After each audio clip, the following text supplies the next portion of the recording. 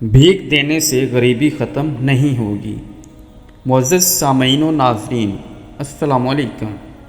हमने दो नौउम्र बच्चों को लिया, एक को पुराने कपड़े पहनाकर भीख मांगने भेजा और दूसरे को मुख्तलिफ़ चीज़ें देकर फ़रोख्त करने के लिए भेजा।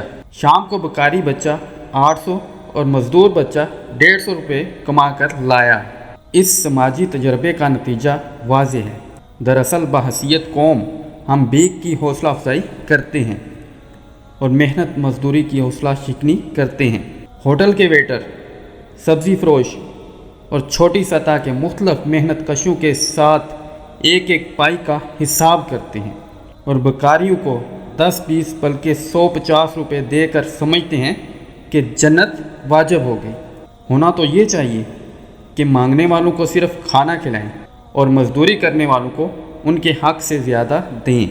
हमारे उस्ताद फरमाते हैं कि बेकारी को अगर एक चीज़ लाख रुपए नगद दे दें तो वो उसको महफूज मकाम पर पहुंचाकर अगले दिन फिर से भीख मांगना शुरू कर देता है।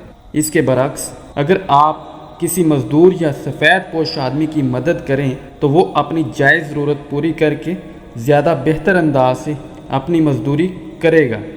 क्यों ना घर में एक मर्तबान रखें, भीख के लिए मुख्तस सिक्के उसमें डालते जाएं। मुनासिब रकम जमा हो जाए तो उसके नोट बनाकर ऐसे आदमी को दें जो भिखारी नहीं। इस मुल्क में लाखों तालिब इल्म, मरीज़, मज़दूर और ख़वातीन एक एक टक्के के मुख्ताज हैं। सही मुस्तहिक़ की मदद करें तो 1 रुपया भी आपको पुलिस रात पार करने के लिए काफ़ी हो सकता है। याद रखिए, भीख देने से गदागरी ख़त्म नहीं होती बल्कि बढ़ती है।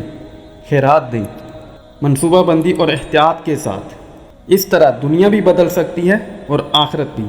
बाकी मर्ज़ी आपकी है।